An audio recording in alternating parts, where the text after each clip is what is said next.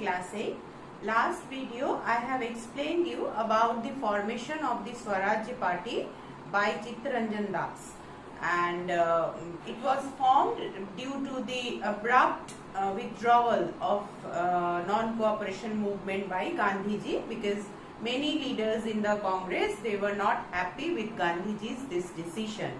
Now there were two groups in the Congress party.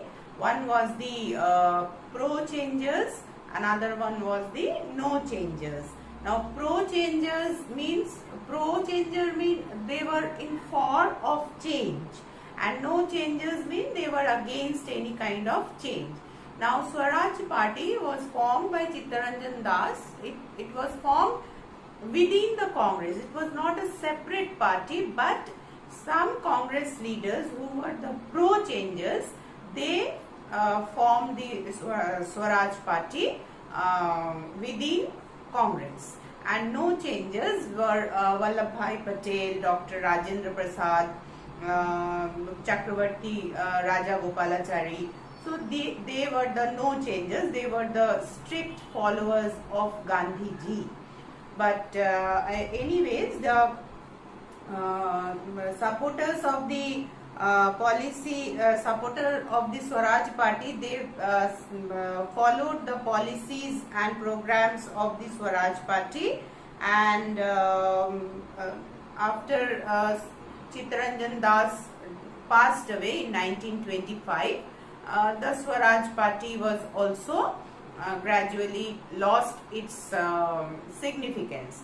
But Swaraj Party showed, formation of Swaraj Party showed that the leaders were not happy. All the leaders were not happy with Gandhiji's decision of withdrawal of the non-cooperation movement. Meanwhile, the distress, the disturbance and the disappointment of the Indians, that was rising very much, which had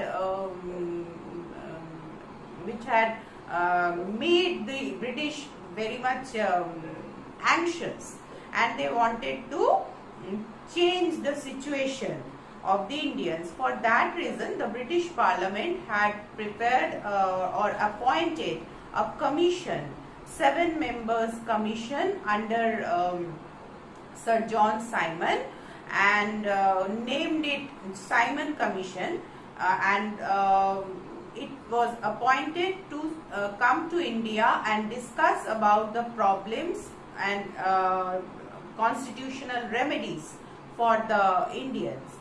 But when it was announced that this commission would be sent to India, the Indian leaders, they refused to accept the Simon Commission.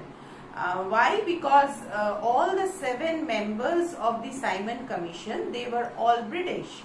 None of the members were Indians.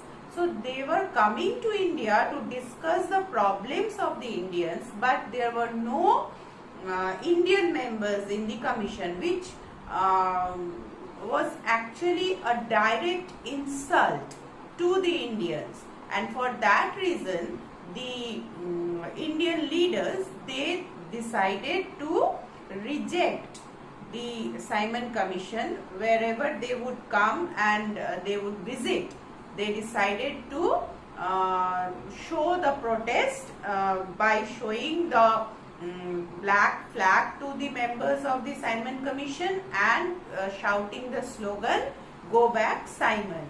So this was the anti-Simon movement, which was launched in the year 1927-28.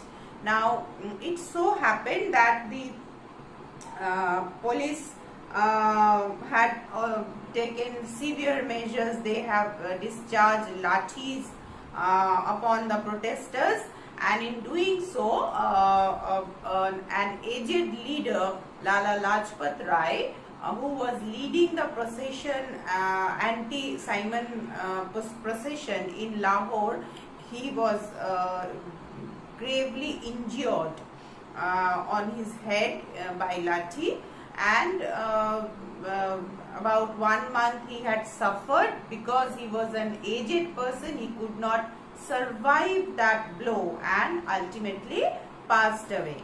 So this was one of the reason for the launch of the next movement by Gandhiji in the year 1930, which we are going to learn next.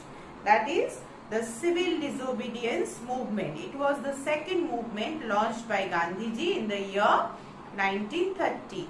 Now it so happened, apart from Simon Commission, there were growing distress because the Montagu-Chelmsford Act was not sufficient to satisfy the constitutional demands of the Indians, and so the Indian leaders in the Lahore session of Congress in 1929, for the first time they had decided for the complete independence.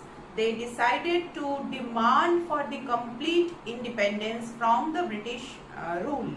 Till now they were asking for self-dominion remaining under the British rule, but because the British government was not paying any attention to their demands, so ultimately they decided to launch the movement demanding complete independence or Purna Swaraj. And besides, during that time the whole world was witnessing a great economic problem, which is known as the Great Depression, and this economic depression was felt by all over the world, and Indians also were suffering a lot. The poor people and the common people, they were all suffering due to the great economic depression which had occurred in USA. So all these were gathering distress of the Indians. Now during that time there was a law imposed by the British government. What was this law? This law was the Act on Salt. Salt, which is a very common commodity, which is needed a person who lives in the streets, and the person who lives in the palace. So rich and poor both need the salt to survive for their food. So this salt was monopolized. The British government had issued the salt tax by the salt law. Monopolized, that means single manufacturer and seller of the salt was the British government in India, and whoever was selling the salt in the market had to take special license from the British government. So the salt tax or the Salt Act, Gandhiji had demanded it to be abolished. He had written a letter to the then Governor General Lord Irwin that this salt tax should be abolished. Along with this demand, he had also demanded some other issues to be solved. But this letter of Gandhiji was rejected, or it was not paid attention to, and so ultimately Gandhiji had decided to launch the civil disobedience movement, and accordingly on 12th March 1930 Gandhiji had marched from Sabarmati Ashram in Gujarat to the coastal village Dandi, where he prepared the salt on 6th April 1930. He had marched from Sabarmati in Ahmedabad to the coastal village Dandi.